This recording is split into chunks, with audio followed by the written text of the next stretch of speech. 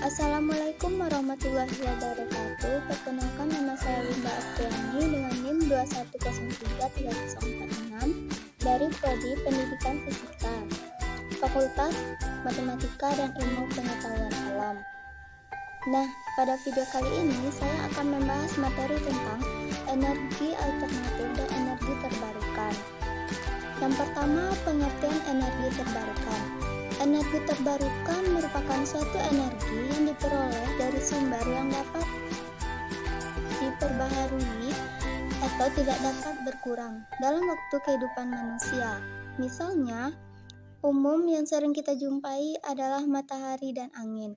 Energi terbarukan dapat berbeda dengan energi non terbarukan, di mana energi tidak dapat diperbaharui dan akan habis pada akhirnya. Contohnya dari energi non terbarukan adalah bahan bakar fosil. Yang kedua, sumber energi terbarukan. Yang pertama, energi matahari. Energi matahari merupakan suatu energi terbarukan yang berasal dari radiasi sinar dan panas yang dipancarkan oleh matahari. Yang kedua, energi angin. Energi angin adalah udara yang terjadi ketika naik udara hangat dan udara dingin. Energi angin diangkat oleh turbin angin kemudian digunakan untuk menghasilkan listrik. Yang ketiga, energi air. Energi air adalah sumber yang terbarukan yang harus diisi oleh siklus global penguapan dan curah hujan. Energi yang mengalir digunakan untuk menghasilkan energi listrik. Yang keempat adalah energi panas bumi. Energi panas bumi adalah energi terbarukan berupa energi termal atau panas yang dihasilkan dari simpanian di dalam perut bumi. Yang kelima yaitu energi biomasa. Biomasa adalah bahan organik yang dihasilkan melalui proses fotosintesis, baik berupa produk ataupun buangan. Adapun peraturan pemerintah Indonesia terkait energi terbarukan. Yang pertama, Peraturan Menteri SDM Nomor 4 Tahun 2012 yang membahas tentang harga pembelian tenaga listrik oleh PT PLN. Yang kedua, Peraturan Menteri SDM Nomor 12 Tahun 2017 tentang pemanfaatan sumber energi terbarukan untuk penyediaan tenaga listrik. Yang ketiga, Peraturan Menteri Nomor 10 Tahun 1989 tentang penyediaan dana pemanfaatan tenaga listrik. Yang keempat, Peraturan Menteri SDM Nomor 18 Tahun 2012 tentang perubahan dan Peraturan Menteri Energi dan Sumber Daya Mineral terdapat pada Nomor 11 Tahun 2000 tentang pedoman penyelenggaraan kegiatan usaha panas bumi. Adapun kendala yang dihadapi dalam pengembangan proyek energi terbarukan. Yang pertama, pengembangan proyek sangatlah terbatas serta sumber daya alam manusia yang tidak memadai. Yang kedua, masih belum bisa mempertimbangkan perlindungan lingkungan sosial yang belum konsisten atau kelayakannya masih rendah serta dalam penguasaan teknologinya masih terbatas. Yang ketiga, belum terdapat ketidakpastian dalam risiko pemerintahan tarif yang tidak menguntungkan karena sumber energi berasal dari sumber yang berbeda, serta tarif pengembangan listrik energi terbarukan masih tergolong energi dari energi fosil. Contohnya yaitu solar, minyak bumi, dan batu bara yang masih sangat rendah potensinya. Terima kasih, kita ucapkan sekian. Untuk materi selanjutnya akan dijelaskan oleh Saudari Winda Apriani. Kepada Saudari Winda dipersilakan. Assalamualaikum warahmatullahi wabarakatuh. Perkenalkan, nama saya Sonia Citra Dewi dengan NIM 210334042. Nah, di sini saya akan melanjutkan materi dari Winda Apriani. Saya akan menjelaskan beberapa poin, di antaranya kebijakan pemerintah. Kebijakan pemerintah itu ada 4. 1. Peraturan kebijakan pemerintah merupakan bukan peraturan perundang-undangan. 2. Asas pembatasan dan pengujian peraturan perundang-undangan tidak berlaku di peraturan kebijakan. 3. Peraturan kebijakan dibuat berdasarkan wewenang administrasi sesuai dengan peraturan perundang-undangan. 4. Peraturan itu juga memiliki sifat tertulis dan ditetapkan dengan tegas oleh suatu pemerintahan.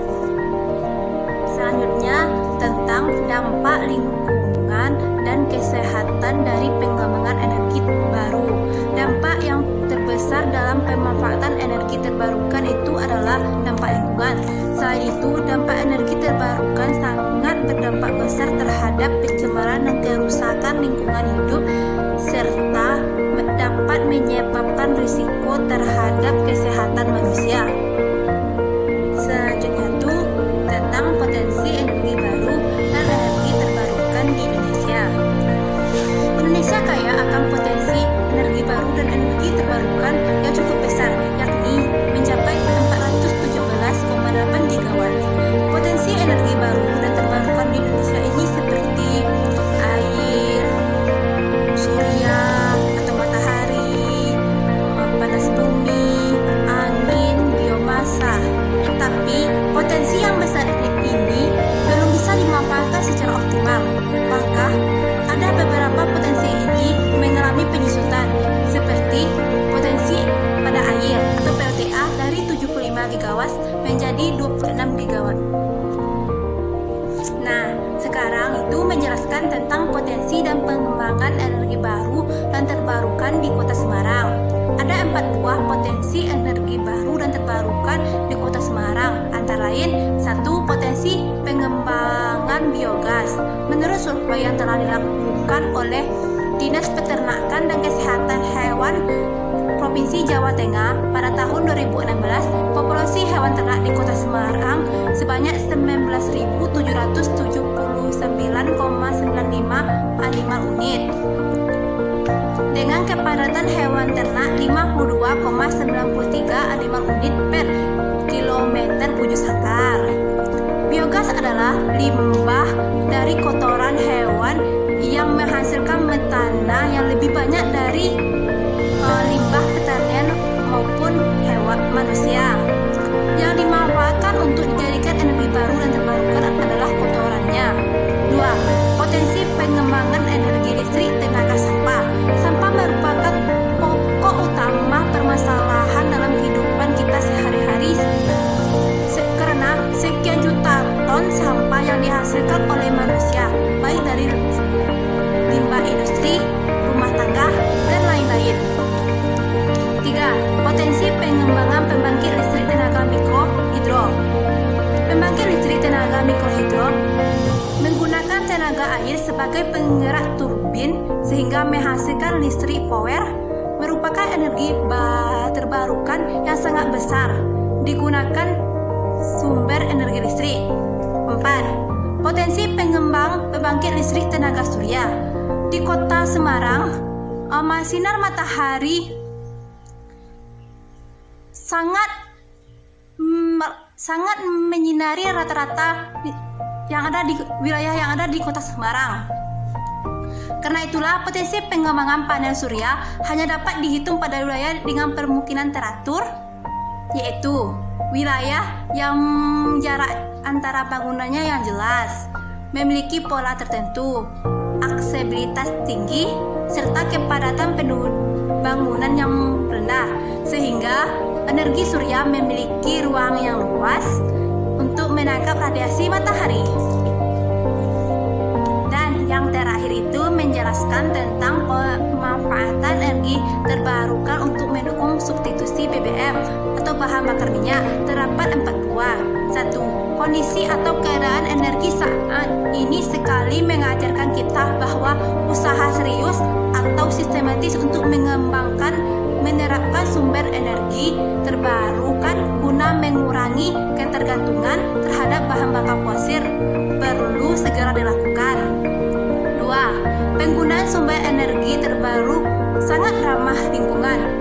Juga berarti kita menyelamatkan lingkungan hidup dari berbagai dampak buruk yang ditimbulkan oleh penggunaan BBM. ketiga, terdapat beberapa sumber energi